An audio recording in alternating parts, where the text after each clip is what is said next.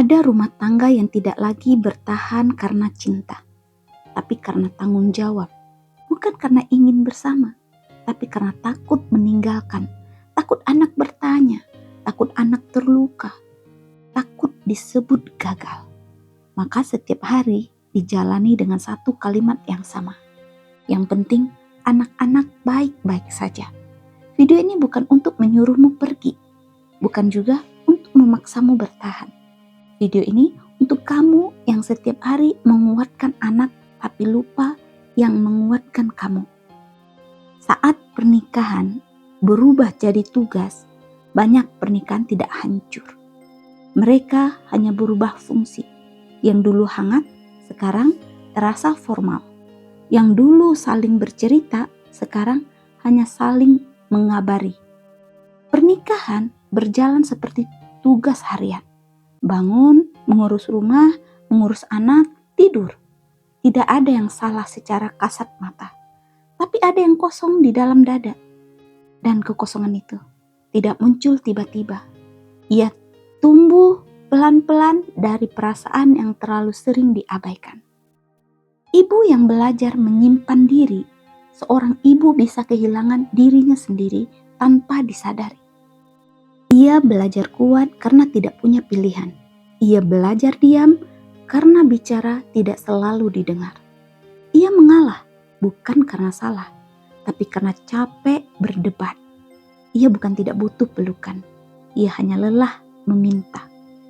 Dan ketika seorang ibu berhenti berharap, itulah titik paling sepi dalam sebuah pernikahan. Ayah yang merasa semuanya aman, ada ayah yang merasa sudah cukup. Rumah masih ada, anak-anak tertawa, tidak ada konflik besar. Ia lupa satu hal. Tenang tidak selalu berarti sehat. Kadang ketenangan hanya hasil dari satu orang yang memilih diam agar semuanya tetap berjalan. Ia tidak sadar bahwa jarak emosional itu lebih berbahaya daripada pertengkaran. Anak bukan alasan, tapi amanah. Banyak orang yang bertahan demi anak, tapi lupa satu hal penting. Anak tidak hanya butuh orang tua yang bersama. Anak butuh orang tua yang utuh secara emosi. Anak bisa merasakan ketegangan yang tidak diucapkan, kesunyian yang terlalu lama, cinta yang tidak lagi hangat. Mereka mungkin tidak bertanya sekarang, tapi luka itu sering muncul di masa depan. Dan di titik ini, pertahanan tanpa perbaikan bukan lagi pengorbanan, melainkan penundaan luka. Bertahan juga punya batas. Bertahan itu melelahkan, tapi pergi juga menakutkan. Maka banyak orang terjebak di tengah-tengah, tidak bahagia, tidak juga berani mengambil keputusan. Padahal bertahan tidak harus berarti mematikan diri. Jika memilih bertahan, maka harus ada usaha untuk menyembuhkan. Karena pernikahan yang hanya dipertahankan tanpa diperbaiki, perlahan-lahan akan menggerogoti jiwa yang paling kuat sekalipun. Jujur pada diri sendiri. Cobalah bertanya pada diri sendiri tanpa menyalahkan siapapun. Apakah aku masih hidup dalam pernikahan ini atau hanya menjalani? Apa aku masih dicintai atau hanya dibutuhkan? Pertanyaan-pertanyaan ini bukan untuk membuatmu lemah, tapi untuk membuatmu sadar. Karena kejujuran adalah langkah awal dari setiap perbaikan. Ingat, anak bukan alasan untuk terus terluka.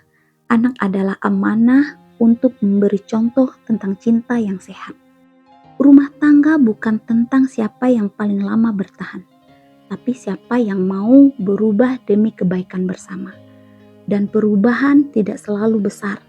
Kadang ia dimulai dari satu percakapan jujur yang selama ini ditunda. Jika hari ini kamu bertahan demi anak, pastikan kamu tidak kehilangan sebagai manusia. Jika kamu lelah, itu bukan tanda gagal. Itu tanda kamu sudah terlalu lama kuat. Semoga renungan ini tidak menghakimi pilihanmu, tapi menemanimu berpikir dengan lebih jujur dan lembut. Terima kasih sudah mendengarkan. Semoga hatimu dikuatkan dan keluargamu diberi jalan terbaik.